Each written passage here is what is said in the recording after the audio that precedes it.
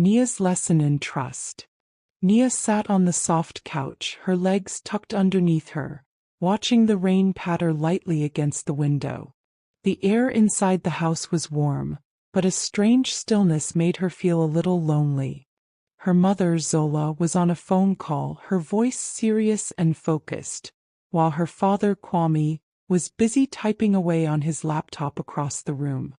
Nia often spent afternoons like this with her older brother, Kofi, either playing games or reading books while their parents worked.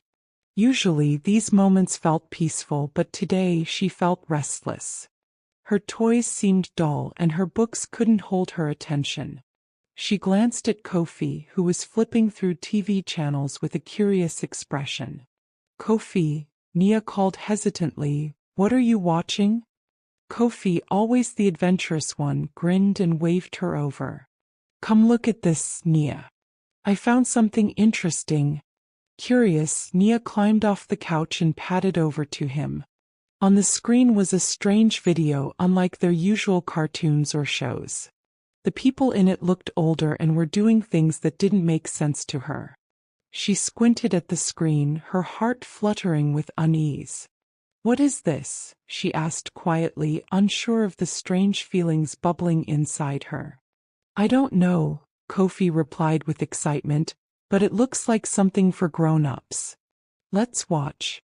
Nia hesitated, unsure if they should continue, but Kofi's confidence made her stay.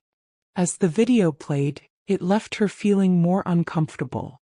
The sounds and actions didn't feel right, and a knot tightened in her stomach. After a while, Kofi turned to her and said, "I think we should try what they're doing. It doesn't look bad." Nia's eyes widened.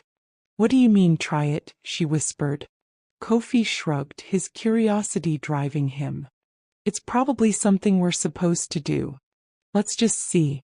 Reluctantly, Nia followed her brother to their bedroom.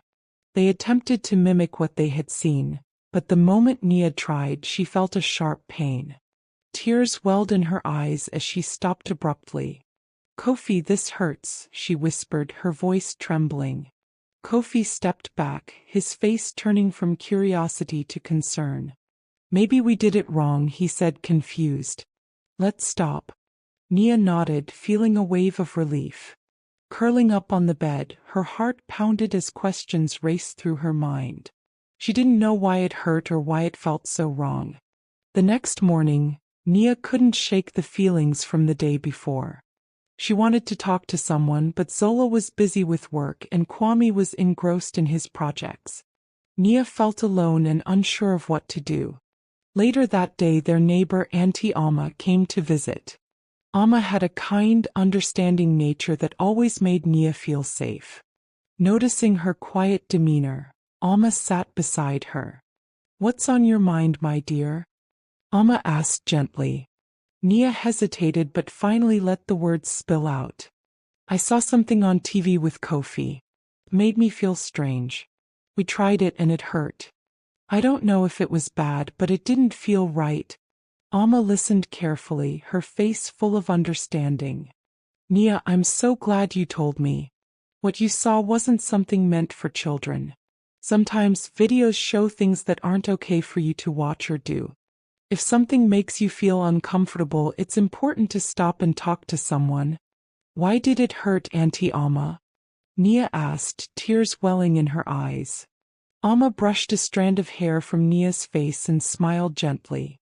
"Your body is still growing, Nia. There are things adults do that you don't need to understand yet. What matters is that you always keep yourself safe and never do anything that feels wrong." Amma later spoke with Zola, explaining what had happened. That evening, Zola and Kwame sat down with their children for a heartfelt conversation. "Nia, Kofi," Zola began softly, "I'm so proud of you for speaking up. What you saw was meant for adults, and I'm sorry you had to see it. If something ever feels wrong or hurts, please come to us. We'll always listen." "I'm sorry, Nia," Kofi said, his voice filled with guilt. "I didn't mean to hurt you." "It's okay, Kofi," Nia replied with a small smile. "We learned something important." From that day on, Zola made time to educate her children about boundaries and the importance of open communication.